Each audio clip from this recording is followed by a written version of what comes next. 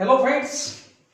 So in previous video we have covered a topic about price elasticity and second one was all about the income elasticity.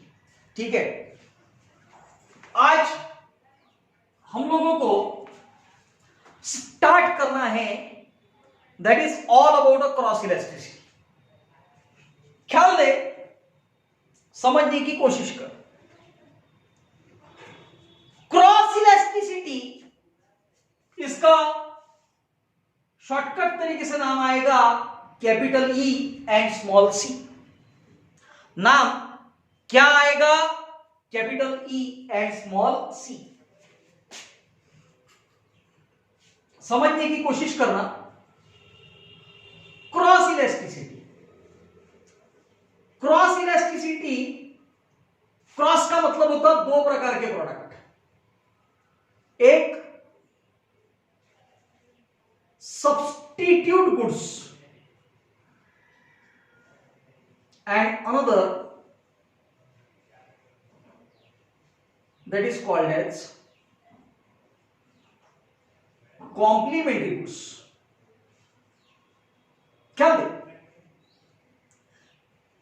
पहली बात तो देखो ये पता चलना चाहिए सब्स्टिट्यूट गुड्स यानी क्या एंड कॉम्प्लीमेंट्री गुड्स यानी क्या.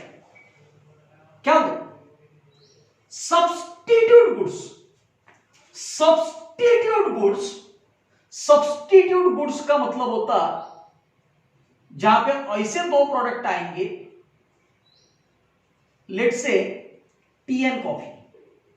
तो but obvious tea and coffee ये दोनों भी प्रोडक्ट एक दूसरे को सब्स्टिट्यूट है.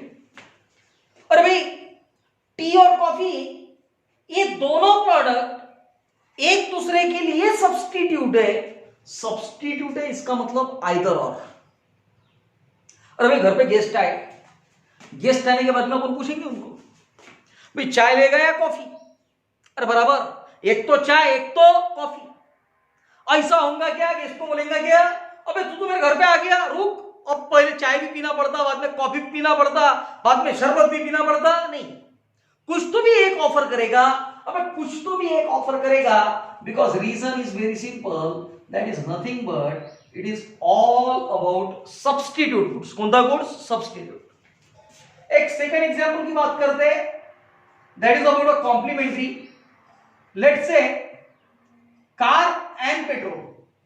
बट ऑब्वियस ये कुछ इस प्रकार की डिमांड रहेगी जहां पे ये दोनों प्रोडक्ट अवेलेबल है तो प्रोडक्ट रन हो सकता.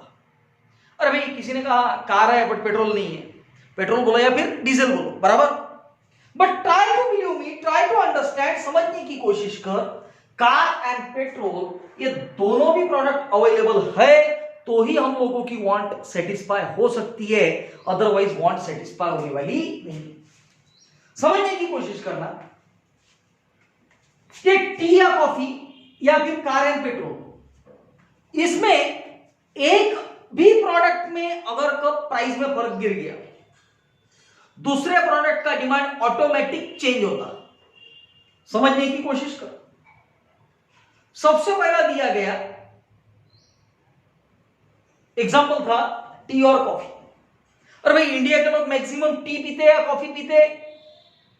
इंडिया के मैक्सिमम लोग चाय पीते. क्यों रे भाई टी क्यों चाय क्यों पीते? आंसर इज वेरी सिंपल, कहीं ना कहीं because price of T is less. Important aspect आया प्राइस.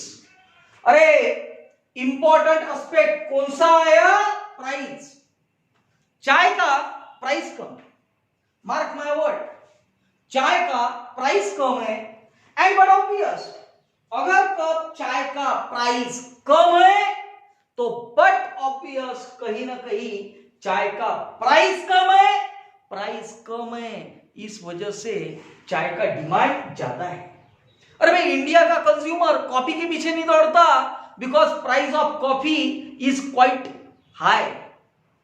कॉफी का प्राइस बहुत ज्यादा रहता, बराबर. In the same way petrol के प्राइस में कुछ कम ज्यादा हुआ तो उसका इफेक्ट ये कार के डिमांड पे गिरेगा। समझने की कोशिश कर। अगर कहीं ना कहीं फर्क गिरता है पेट्रोल के प्राइस में, बराबर, बट ऑब्वियस पेट्रोल के प्राइस में फर्क गिरेगा तो फर्क गिरता है कार के डिमांड में, because problem is all about that substitute या कॉम्प्लीमेंट्री गुड्स जो भी रहेंगे उसके प्राइस की वजह से फर्क गिरेगा, बराबर। यहां पे ऐसा कहना पड़ेगा, what is the cross elasticity where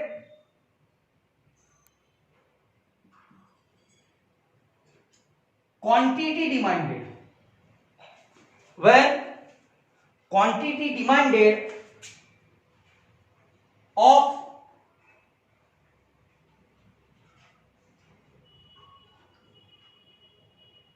product A,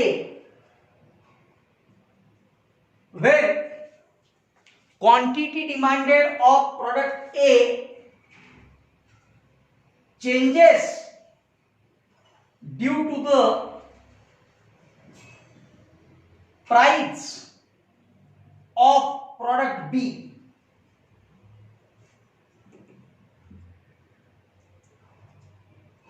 is known as cross elasticity. मैंने क्या कहा बराबर समझ। अब कोई भी एग्जांपल ले, चाहे सब्स्टिट्यूट का एग्जांपल ले, चाहे कॉम्प्लीमेंट्री का एग्जांपल ले। सब्स्टिट्यूट की बात कर रहे थे तो दो बातें आ रही थी, एक था टी, अनदर था कॉफी, बराबर। कॉम्प्लीमेंट्री की बात कर रहे थे तो but obvious there is a car, there is a petrol. Now try to understand, try to mark my word, what exactly I am telling. Where quantity demanded of a product ए, बराबर, कम से कम दो प्रोडक्ट रहेंगे, चाय या coffee, कितने product हो गए? दो। कार एंड पेट्रोल, कितने प्रोडक्ट हो गए? दो, बराबर। एक प्रोडक्ट को हम लोगों ने नाम दिया ए एंड दूसरे प्रोडक्ट को नाम दिया बी। क्या कहा? When quantity demanded of a product a, when quantity demanded of a product a changes due to the price of product b. ख्याल देना, quantity demanded of a product A changes due to the price of product B is known as cross elasticity। उसे कौन सा elasticity कहा गया? Cross elasticity, बराबर। अब आगे समझना कि भाई इसका फॉर्मूला कैसे क्रिएट होता। फॉर्मूला क्रिएट करते समय क्रॉस इलास्टिसिटी, क्रॉस इलास्टिसिटी यानी ईसी लिख। क्या लिख? ईसी। अब कहीं ना कहीं सबसे पहले प्राइस का फॉर्मूला लिख। मेरा कहना समझ, क्रॉस इलास्टिसिटी का फॉर्मूला क्रिएट करते हुए पहले फॉर्मूला क्या लिखेंगे? प्राइस, परसेंटेज और proportionate change in quantity demanded divided by percentage or proportionate change in price।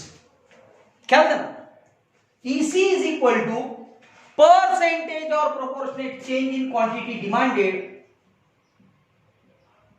of product A divided by percentage or proportionate change in price of product B. देख, सिर्फ और सिर्फ मैंने चेंजेस लाया हुआ है in product A and another in product B. यहां पे ख्याल देना, now EC will remain as it is, division का साइन।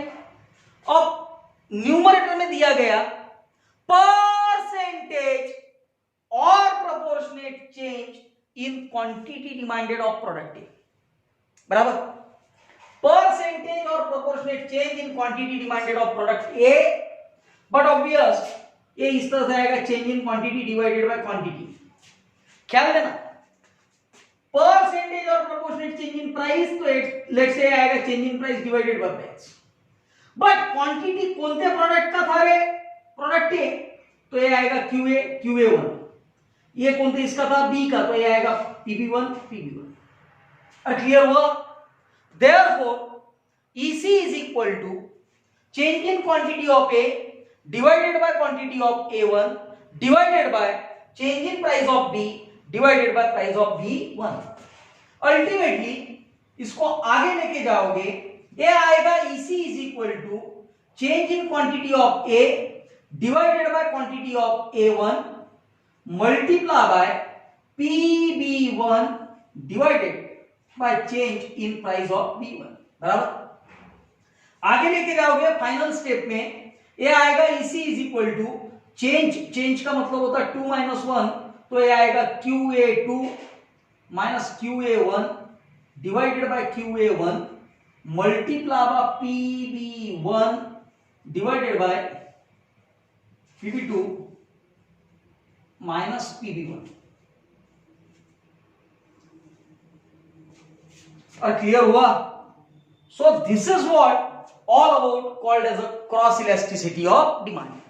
एंड अब कहीं जाके एक कंप्लीट चार्ट तैयार हुआ which is regarding types of elasticity of demand, that is a price elasticity, income elasticity, and third one is a cross elasticity. Clear हुआ बेटा? Is that clear? Done. चलो, correspond.